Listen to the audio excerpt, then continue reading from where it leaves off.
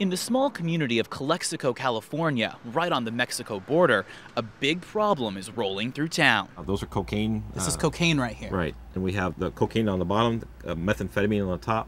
Mexican drug cartels are smuggling cocaine, meth, and marijuana across the border and right down Chief Jim Nujar's streets. His officers have confiscated so many drugs, his evidence room can't store them all. In one arrest, we had 1,500 pounds. And then over the next couple of days, we had a 600, a 500, and then ultimately a 200-pound seizure. Calexico is a busy border town with more than 55,000 people crossing from Mexico into the U.S. every day. And more cocaine is seized here than any other land port of entry in the United States. Drugs are flowing to the point where this is the cocaine corridor. Nujar says the cartels target his town for a reason. The drug traffic organizations are not at all stupid.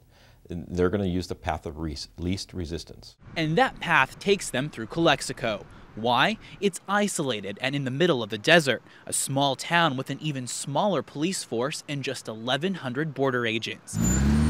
Compare that to the major border crossings about 130 miles away near San Diego, a big city with a large police presence and more than 2,500 border agents.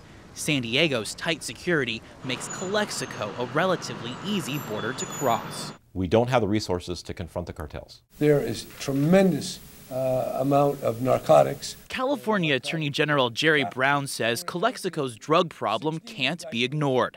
At this press conference, he announced the results of an 8-month undercover investigation where officials seized more than 400 pounds of cocaine, smuggled through the Calexico border by suspected cartel operatives. This out-of-the-way place is the gateway to the rest of America.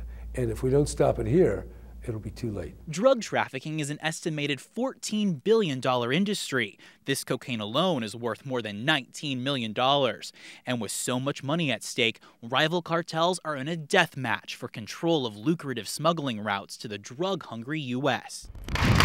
It's a brutal battle. More than 11,000 people have been killed in cartel-fueled violence since 2006, with eruptions in popular tourist towns like Acapulco. But most of the blood is shed in border cities, Tijuana, Juarez, Nuevo Laredo.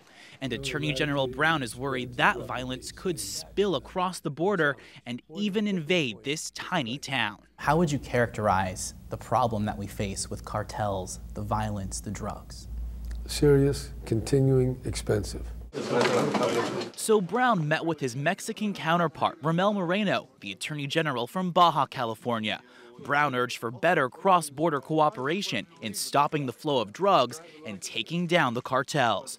But he also called for help from the U.S., more federal money and manpower. Is the federal government putting the effort commensurate with the threat? The answer is clearly no. That's something Chief Nujar knows all too well. We do feel kind of alone. We do what we can do with what we got. But it might not be enough to keep this town safe.